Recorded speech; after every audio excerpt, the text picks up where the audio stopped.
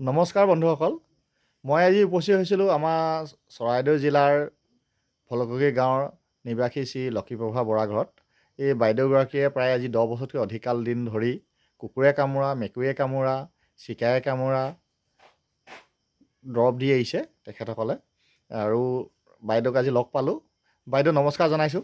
নমস্কাৰ। হয় বাইদেউ, কওকচোন আপুনি কিহৰ আপুনি দৰৱ দিয়ে বনৌষধি?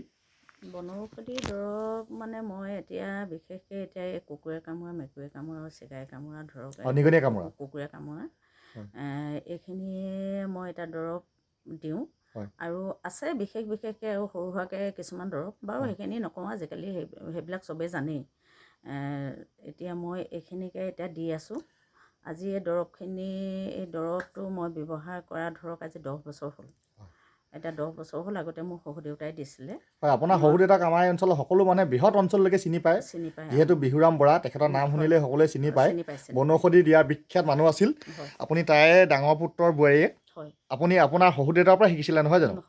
আপুনি আপোনাৰ শহুৰ দেউতাৰ এটা কাহিনী কওকচোন। যিহেতু আপোনাৰ শহুৰ দেউতাই হাপাখেতি অঞ্চলৰ এজন চাহ জনগোষ্ঠীৰ ব্যক্তিক মানে মুখে ফেন ওলাই যোৱা, কুকুৰে কামোৰাৰ পৰাই পগলা হোৱা বুলিও ক'ব পাৰি আৰু তেনেকুৱা এজন ব্যক্তি ধৰি বান্ধি হোৱা আপোনাৰ শহুৰ দেউতাক লৈ গৈছিলে। তেতিয়া আপুনি আছিলে, দৰৱ খাই ভাল হৈছিলে, সেই কাহিনীটো কওকচোন। তেতিয়া তেওঁ মানে সেইজন ধৰক এতিয়া সাপেখাতি অঞ্চলৰ সেই ঘোঁৰাজনৰ, ঘোঁৰাজান বাগানৰ যিসকলে জানে, ঘোঁৰাজান বাগানৰ হয়। তেওঁ মানে এতিয়া ধৰক 16 ঘণ্টা তেওঁলোকৰ মানুহখিনিয়ে ধৰক বান্ধি মেলি থৈ দিছিলে। মুখেদি ফেন ওলাই গৈছে, ফেন ওলাই মানে মানুহক খেদা মাৰি কামুৰিব বিচাৰে, কামুৰিবতো বিচাৰে, ফেন ওলাই যায়, খেদা মাৰি যায়। তাৰপাছত তেওঁক বান্ধি থৈ দিলে। বান্ধি থৈ কোনে কেনেকৈ ক'লে নাজানো, কিন্তু আমাৰ শহুৰ দেউতাৰ ওচৰলৈ আহিলে। আহি তেতিয়া আমাৰ শহুৰ দেউতাই এইটোৱে কৈছে যে আপোনালোকে আহিলে মোৰ ওচৰলৈ, মই এতিয়া ভগৱানকে মই সাক্ষী কৰি মই আপোনালোকৰ লগত যাবলৈ ওলাইছোঁ। কিন্তু মই অগা পিছাকৈ এনেকৈতো ৰাতিয়ে খাব লাগে বস্তুটো। আৰু মই যদি আজি দিনটোৰ ভিতৰতে দুপালিও মই দৰৱ দি দিওঁ, এতিয়া দুপালি মই দৰৱ দিয়াৰ লগে লগে মই গম পাই যাম তেওঁ ভাল হ'বনে নে নহ'ব।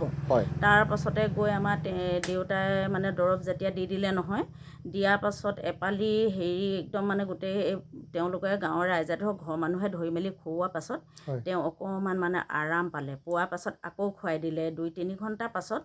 তাৰপাছতে খাই লৈ তেওঁ মানে লাষ্টত মানে ঠাণ্ডা হৈ গ'ল। হৈ যোৱাৰ পাছত তেওঁক মানে এনেকৈ খুৱাব হেৰি কৰি মেলি তাৰপৰা আমাৰ দেউতা সেইদিনা তাত থাকি দিলে। তেওঁলোকে মানে আহিবলৈ নিদিলে, আপুনি থাকক বুলি ক'লে।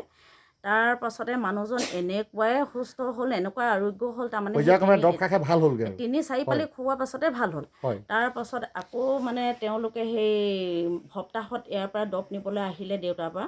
তাৰপৰা নিয়াৰ পাছত আমাৰ দেউতাক মানে তেওঁলোকে আকৌ মাতি পঠায়। তেওঁ একদম সম্পূৰ্ণ যেতিয়া সুস্থ হ'ল, আকৌ সেই মানুহজনে সেই ঘোঁৰাজনত যিমানখিনি মানুহ সেনেকুৱা কুকুৰে কামোৰা আছিলে নহয়, তেওঁ ইয়ালৈ গাড়ী ভাড়া কৰি লৈ আহে। তাৰমানে তেখেতে ঈশ্বৰ এখাতি দেখিলে আপোনাৰ শহুৰ দেউতাক, নহয় জানো? যিহেতু প্ৰায় নতুন জীৱন পালে বুলি ক'লেও বেয়া নহয়। নতুন জীৱন পালে, সেইটো সঁচা কথা। সেইটো কথা আমাৰ এই অঞ্চলৰ সকলোৱে জানে। যিহেতু তেখেতৰ শহুৰ দেউতাও কৈছে যে প্ৰথমবাৰৰ কাৰণে আচলতে তেনে দৰৱ দিছে, মানে যে আমি পগলা বুলি কোৱাও বেয়া নহ'ব, পগলা কোৱাৰ দৰে হৈছিলে, নহয় জানো?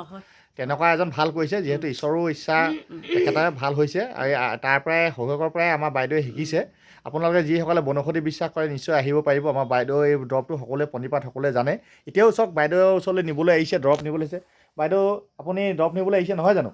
আপুনি কিমান দিনৰ পৰা এই বাইদেউক জানে কওকচোন। মই জানো 10-12 বছৰ আগৰ পৰাই জানো। হয়, মানে প্ৰমাণিক বুলি আপোনালোকে সকলোৱে জানে, নহয় জানো? চব মানুহৰ ভাল হৈছে। হয় বাইদেউ, আপোনাৰ কি হৈছিলে কওকচোন দৰৱ নিবলৈ আহিছে? মেকুৰীয়ে মানে আঁচুৰি নখ তেজ উলিয়াই দিলে। তাৰপৰা খুব বিষায়। আগতে এবাৰ নিব আহিছিলোঁ, এবাৰ বৰাঙলিতে অকণমান নখ লাগিছিলে। জাহাই মানে 4-5 দিনৰ মূৰত উৰহি ভাজি খাই দিলোঁ। একদম বিষত তত নাই, ৰাতি শুব পৰা নাই। তাৰপিছত পিছদিনাই দৰৱ বিচাৰি ওলালোহি। তাৰপৰা আকৌ এই বাইদেউৰ পৰা দৰৱ নি খাইহে অলপ বিষটো কমিছে আৰু এতিয়া দেখিছে। হয়, এই দৰৱ দিছে বাইদেউ। দৰৱৰ পৰিমাণটো খোৱা কওকচোন বাইদেউ, কেনেকৈ খাব? দৰৱৰ পৰিমাণটো এতিয়া বিশেষকৈ ডাঙৰ মানুহখিনিক, বয়সস্থ মানুহখিনিক মই 5 চামুচকৈ দিওঁ। তাৰপাছতে চাই দিওঁ আৰু পৰিমাণটো। এতিয়া 1.5 বছৰীয়া ল'ৰা ছোৱালীয়ে ধৰক 5 বছৰীয়া তেনেকুৱাখিনিক মানে বয়সৰ অনুপাতে দৰৱ দিয়ে। বয়সৰ অনুপাতে আৰু নিশা ভাত খোৱাৰ পাছত দৰৱ খাব লাগিব, নহয় জানো? দিনটোত এবাৰ নিশালৈ, তাৰমানে নিশালৈ খাব লাগিব। হয়, তেখেতে কৈছে যে আৰু কি নাখাব লাগিব, যিহেতু দিনত এবাৰ দিব। কেইপালি দিব দৰৱ কৈ দিয়কচোন। দৰৱ মানে ধৰক এতিয়া দূৰণিবতীয়াৰ পৰা যদি আহে আৰু সদায় মানুহৰ আহি আপোনাৰতো বহুত দূৰৰ পৰা আহে, প্ৰত্যেক জিলাৰ পৰা আহে। এতিয়া সেইটো কাৰণে এতিয়া মই 3 পালি বিশেষকৈ মই দিয়ে পঠিয়াওঁ। এতিয়া কেইপালি খাব লাগে? তিনি পালি খালে ভাল হৈ যায় আৰু মোটামুটি ভাল হৈ যায়। তাৰপৰা এতিয়া তাত মানে এতিয়া এইখিনি মানা থাকে কি সৰু পুঠি মাছ, ৰঙালাও, মাটি দাইল, উৰহি, বৰা ভাত, হাঁহ মাংস, এইকেইটা কিন্তু ভাল নহয়, এই বস্তুকেইটা খাব নালাগে। যিসকলে এইটো ভুক্তভোগী হৈছে তেখেতসকলে ইয়াৰ বনৌষধি খালে বাইদেউ ওচৰলৈ আহিলে এইকেইটা খাব নালাগে বুলি কৈছে আৰু আহিব পাৰিব। বাইদেউ ফোন নম্বৰ আছে, মই ফোন নম্বৰ দি দিম, যোগাযোগ কৰি ল'ব। নহ'লে বাইদেউ দৰৱ দিবলৈ যথেষ্ট অসুবিধা, বহু মানুহ আহি থাকে। ময়ো এতিয়াও আহিছোঁ, মানুহ যিহেতু নিবলৈ আহিছে দেখিছে। আৰু বনৌষধি খোৱা বাইদেউ এই দৰৱৰ প্ৰতি সকলোৱে ভাল পাইছে, সেইটো সকলো মুখে মুখে জানো আমি। যিসকলে বিশ্বাস কৰে নিশ্চয় আহিব পাৰিব। আমি বাইদেউ সদায় আপুনি এনেকৈ শুশ্ৰূষা কৰি ৰাখক, ঈশ্বৰেও আপোনাক ভালে ৰাখক, ৰাইজেও আশীৰ্বাদ কৰক, আমিও আশীৰ্বাদ কৰিছোঁ। সদায় মানৱ সেৱা বৰ্তি হওক। নমস্কাৰ। নমস্কাৰ। ময়ো সেই মানৱ সেৱা বৰ্তিয়ে হৈ আছোঁ। ধন্যবাদ। ধন্যবাদ।